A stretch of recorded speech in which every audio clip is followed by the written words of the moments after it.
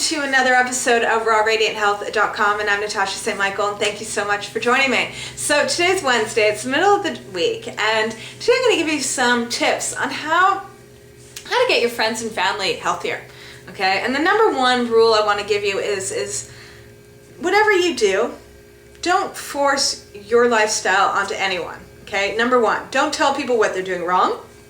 Don't give them funny looks. Don't look at their food in a bad way. And whatever you do, don't try and control people, because the moment you try and step into someone else's lifestyle and what they're doing and try and change it around without them asking you to, they're just going to go running. Remember, I used to be a smoker for 20 years, okay?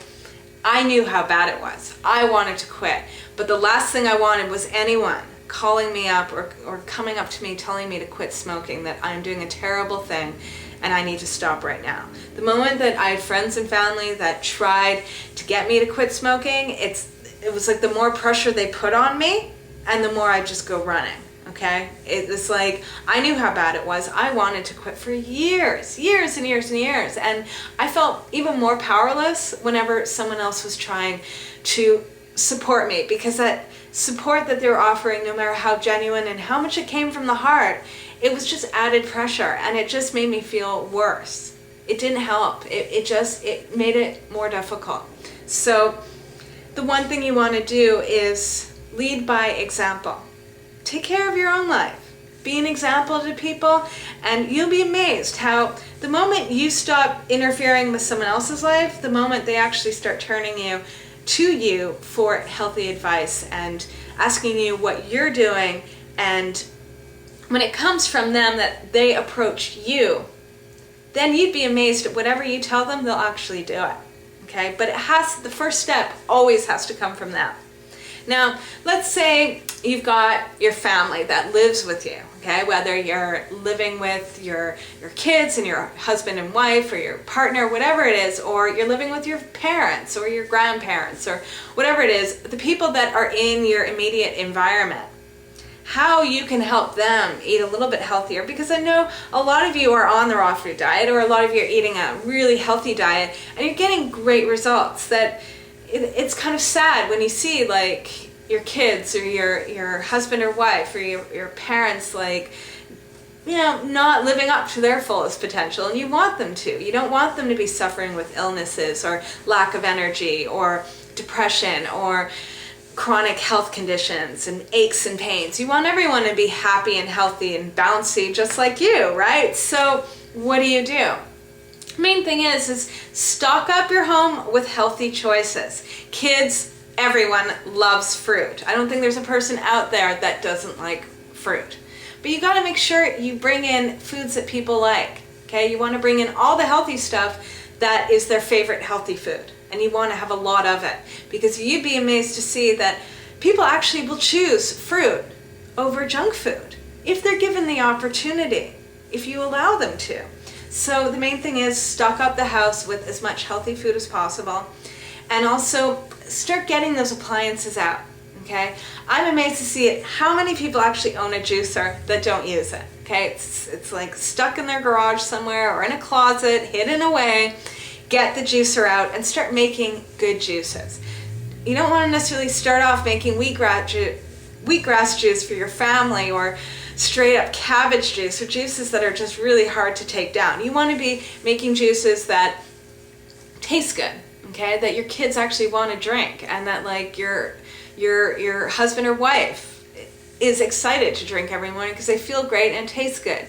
So you want to make juices that everyone enjoys, and that might involve adding some apple into that green juice, or putting in some carrots, something to sweeten things up, because it does help and makes a difference, okay? And the main thing is that no matter what, they're getting that added nutrition, and it's going to make them feel really good, and it's one of the best things you can give your family, okay? So get into the juices, and also get into the smoothies. Smoothies are a great snack, and they're a great thing to have before a meal. Especially too, if you're making a lot of cooked foods for your family and they're still eating a lot of fast food or junk food, if you give them a big smoothie to have before their big breakfast or before their dinner, you'd be amazed to see how much that smoothie will fill them up, that they won't eat so much of the other food. Okay, and that's kind of a little trick. Same thing with a salad. Get into the habit of having a salad with your family, serving a salad every day. When I was growing up, we always had salad before our dinner. Always. There was never a day without a salad, okay? And that just became part of our life. And to this day, I always have a salad every single night. So does my brother. You know, it was just ingrained in us. So if you can do things like that, you know, if you're raising children and you want them to be healthy, you might not necessarily want to change their whole diet around overnight because they might be quite miserable with that. But what you can do is start adding in some healthier stuff. And I always find by giving them the healthy stuff in the beginning of the meal, it brings down their appetite, that they don't need so much of the unhealthy stuff that they'll have after. Okay, so get them into the smoothies, get them into the salads, all of that.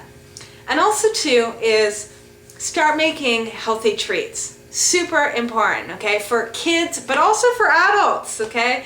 You know, if you have a dehydrator, get into making flax crackers, get into making kale chips or vegetable chips, or even making some raw cookies or raw desserts, things that are a better alternative to the unhealthy foods and junk foods that people are eating, okay? Anything is better than high fructose corn syrup, okay? So don't be scared of making a raw dessert out of dates and nuts, because that is 100 times better than eating high fructose corn syrup, okay? That's in everything from soda to candy bars to cookies to everything processed, okay? That stuff is nasty.